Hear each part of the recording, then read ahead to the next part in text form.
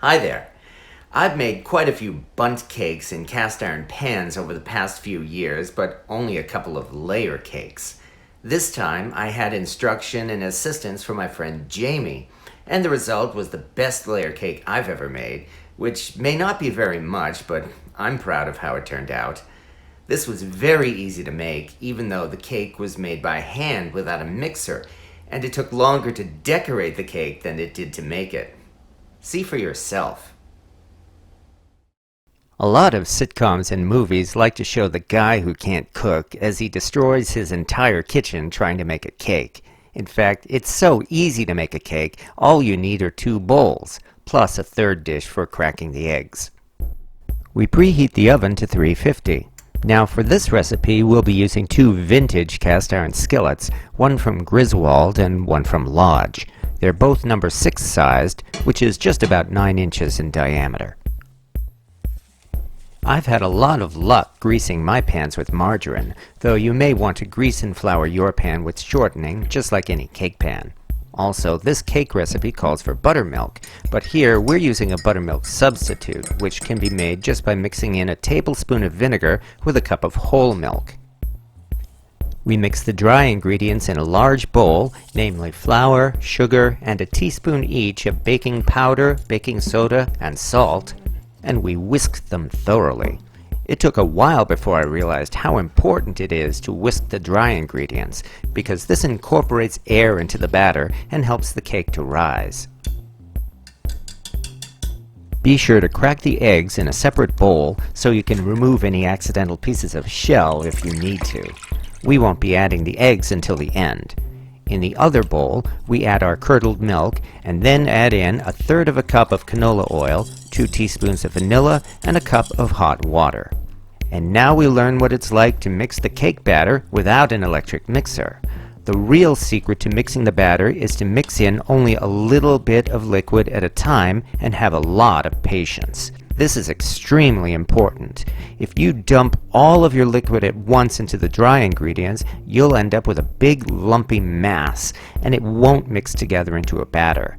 Add the liquid only a little bit at a time, and you'll see the consistency of the batter changes drastically after you add only a little bit of the liquid. Keep on stirring and adding liquid, and the batter will change from a mass of lumps to a smooth and thick cake batter. And remember to be patient. And finally, we add the eggs and mix it all until the eggs are combined into the batter.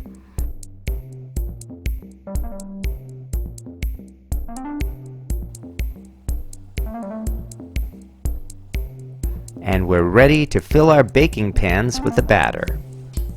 These cast iron skillets make great 9-inch baking pans. And we bake them in the oven for 30 to 35 minutes at 350 degrees. Of course, we'll be doing the toothpick test to make sure the cakes are thoroughly baked. And once the cakes are ready, we let them rest for 20 minutes before removing them from the pans.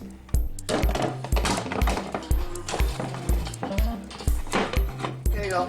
Thank you so much. You're welcome. I didn't get this one as good. You did. There you go. You're welcome. And the hard part is finished.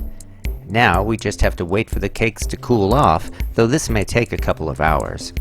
When the cakes are cool, we slice off the tops so they'll be flat. Of course, that means we may have to eat the leftover cake pieces. And we're ready to build our layer cake. After all of that, there's no reason not to bring out the mixer to make a quick and easy cream cheese frosting for the cake. All we have to do is mix together butter, cream cheese, lots of powdered sugar, and some vanilla extract. We also use some cocoa powder to give the frosting a darker color. It doesn't have to be pretty. It's in the center of the cake. True. There you go. That's good, just like that. And then from this I just lay down some of the Preserves. Yep. That's why you had to put both. Because you kind of want to, I forgot to make it kind of bowed down in the center.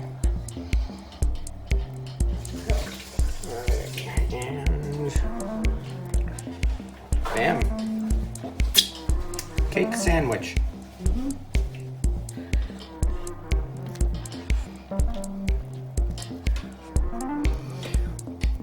You gotta do it just very, very, very, very lightly. Yeah, you gotta do it with light fingers. Sometimes once this is done, we better raise this in the refrigerator. You know what? Yeah. You're gonna get the crumb coat done and then just do it. Actually, it's not even like really a crumb coat. You're actually just icing it right now.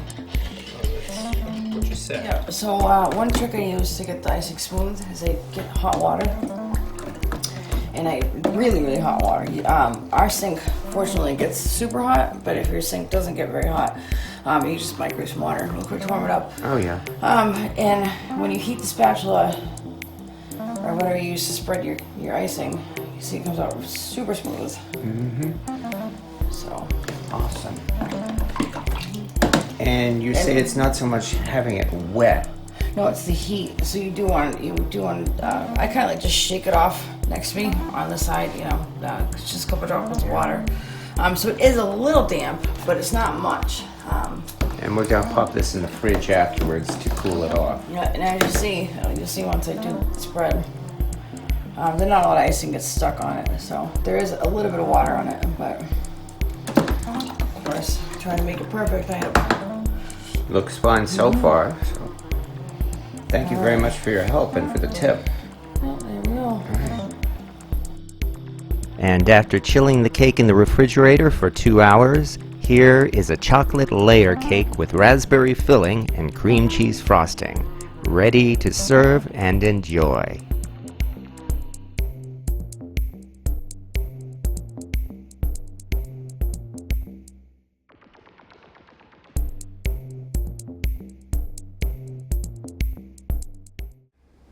I especially like the texture of this cake.